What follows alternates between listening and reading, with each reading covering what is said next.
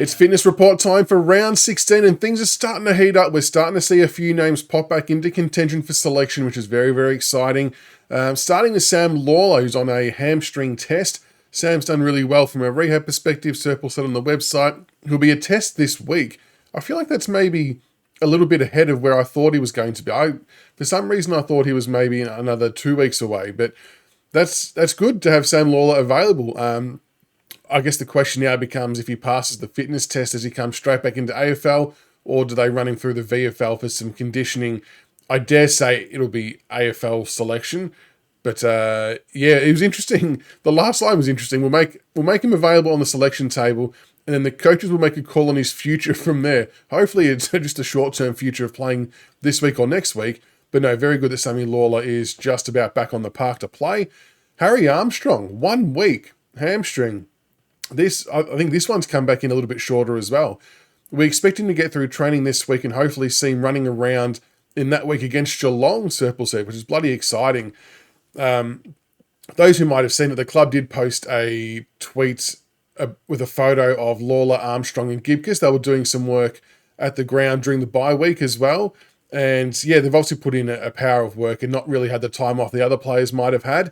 And it's going to be good to see him back. Now, I mean, Harry Armstrong, having spent the best part of 10 to 12 weeks out, will probably have to come back through the VFL, almost certainly, which is fine. But again, that just adds some extra firepower up forward. And then the competition for spots for the key forward position starts to heat up at AFL level. So that's a bit of a win all round. So I'm looking forward to seeing Harry come back. They've definitely obviously been ultra cautious with his return, which is completely fine. It's a marathon, not a sprint. So very excited to see Harry back out there with his newfound upper body strength as well in the time he's been spending in the gym on his recovery. Josh GIBCUS, ACL 1 week, another one that's come back in a little bit shorter. Serple says on the website, Gibbo is doing exceptionally well. I'd say this is his last week out and then we'll put him as a test next week and we expect him to get some game time in our game against Geelong next week, probably at VFL. That's unbelievably exciting news. GIBCUS, we know, has had a torrid run with the hamstring, the ACL, and as Serple has said a few times in his earlier videos in pre-season, that the reason they were so cautious with him is because he's had the two major surgeries or major impacts, trauma injuries to the one side of his body. So they just wanted to make especially sure that he was doing well. I want to couple that with a training report that I saw on Punt Right End from Caesar, who does amazing work. We love what he does. And he just had made mention that GIBCUS, Armstrong, Lawler, there might have been someone else, was out there doing just a ton of extra work and smashing out a big session. I think it might have been the game day against the Bulldogs. And he was just noting that GIBCUS was doing a lot of vertical leap, great big spoils like we were used to seeing in his first few games at the club. So it seems like he's got the confidence in his body at the moment, which is amazing. And looking forward to seeing him come back. And again, he'll play some games at VFL level. I fully expect him to be playing some AFL games by the end of the year, form permitting, but I feel like he's going to be one of those players that he will show he's above the level at VFL pretty quickly. And then it becomes a big question on what do we do selection-wise. We're in for a fascinating 4 or 5 weeks, I think. It's going to be really interesting. Jaden Short, calf 1 week, so he's going to miss another week. So he was meant to be a test last week, but he didn't perform as well as they would have liked him to. Not from an injury, not just from I said the word, damn it! Not just from an eye perspective, but from a performance perspective. So they're going to give him another week and test again leading into the Geelong game. I feel like this has got a VFL return written all over it. We're sort of entering, is it now 5 or 6 weeks? But even if the fact that the performance isn't up to scratch either, I don't know. It's going to be interesting to see what we do with Jaden Shaw. Again, another huge selection issue when he becomes available. Josh Smiley conditioning 1 to 3 weeks. Smills is doing very well, Serple said. I think we had him down for 2 to 4 weeks last week, and now we can bring that forward to 1 to 3 weeks.